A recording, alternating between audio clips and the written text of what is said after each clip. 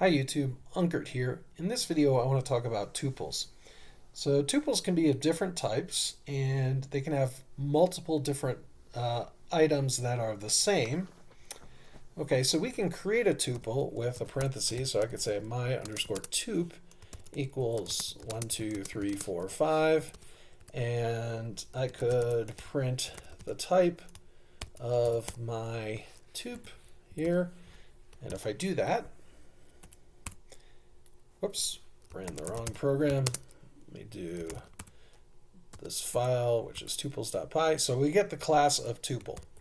Okay, so that's an easy way to create a tuple. We can also create a tuple from a list. So let me create a list here. And I can say password is the first item on the list, then 1, 2, 3, 4, 5. And what I can do is I can say my tup equals, and I can use this keyword tuple and then pass in the argument of my list. And then now I can print, let's print out my tuple. Okay. So if I do that, I get password and then 1, 2, 3, 4, 5. And again, if I printed the type of my tuple here, I would get the class of tuple. Okay, we can also print indexes in the tuple. So if I want to print password, I can print my tup and then pass in index 0. Okay, and then let me print this out and I get password. Okay. We can also unpack a range.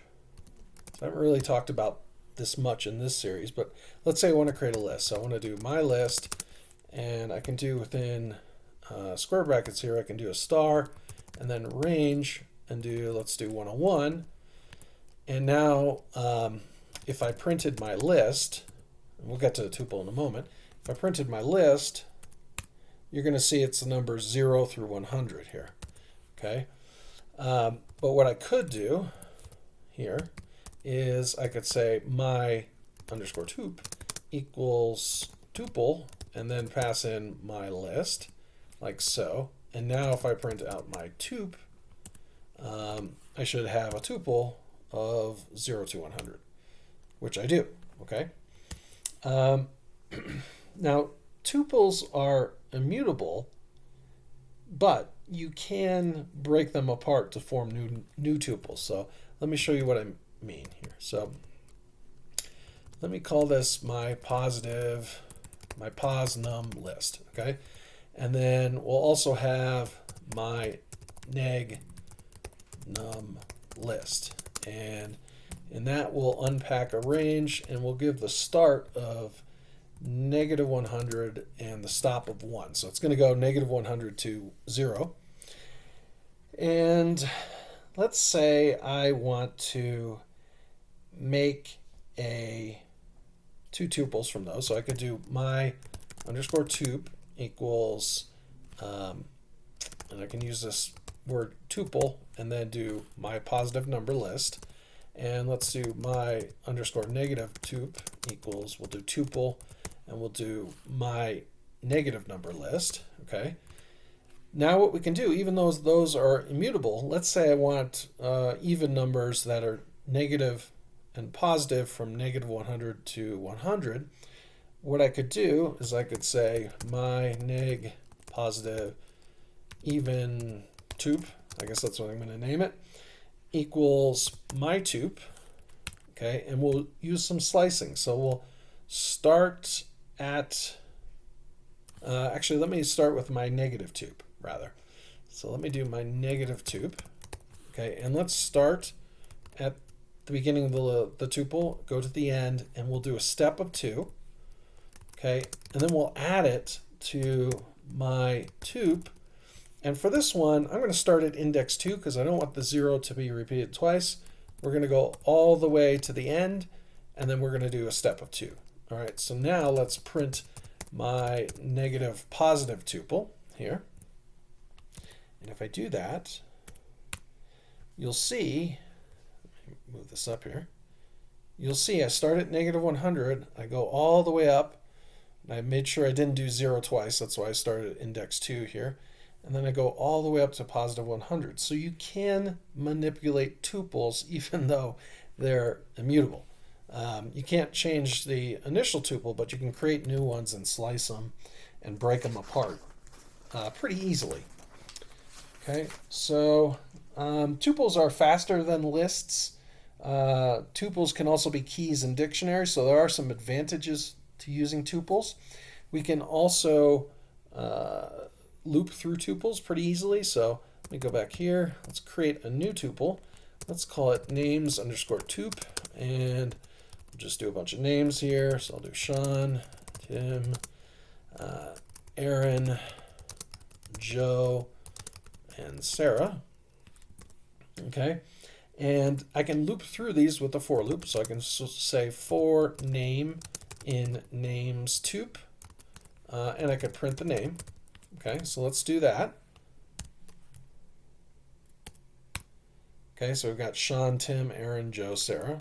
Okay, that's pretty easy. We could also use a while loop to print through each name in the list if you prefer a while loop. So let me create a variable I equals 0. We'll say while I is less than, and we'll use the length function, the length of names tup. What we'll do is we'll print the names tup at index I, okay? And then we'll make sure that we don't get in an infinite loop. We'll say I equals I plus 1, okay? And then let's run this. And you'll see we get the same result, Sean, Tim, Aaron, Joe, and Sarah. Okay, all right, we can also do a couple methods on tuples. Not a ton, but enough.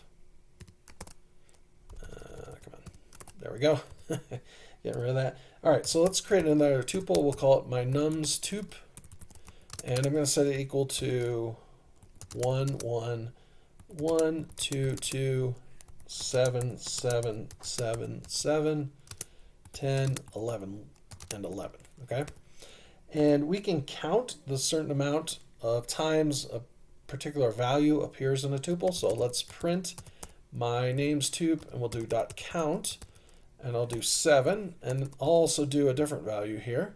So let's do 11 as well. Okay, so this should print, I think, 4 and 2. Let's check it out. We get 4 and 2. Okay, so that's count. And what else can we do?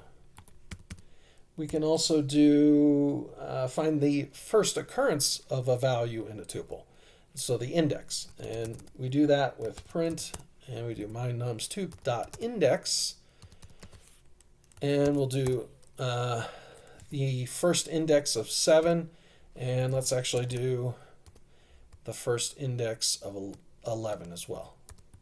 So I think we should get 5 and 10 for this. We get 5 and 10, cool. And finally we can of course figure out the length, which we did do in the while loop. So let's print, and we'll do the length of my nums tup.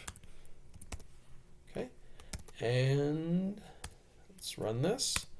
And we see the length is 12 items long. Okay, so that's tuples for you. If you like this video, please give it a like, and thanks for watching.